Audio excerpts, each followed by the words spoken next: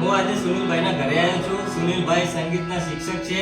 એમને તબલા, હાર્મોનિયમ બધું આવડે છે અને હું પણ આવ્યો છું એમના ઘરે શીખવા. તો મને એમને મળીને બહુ આનંદ થયો.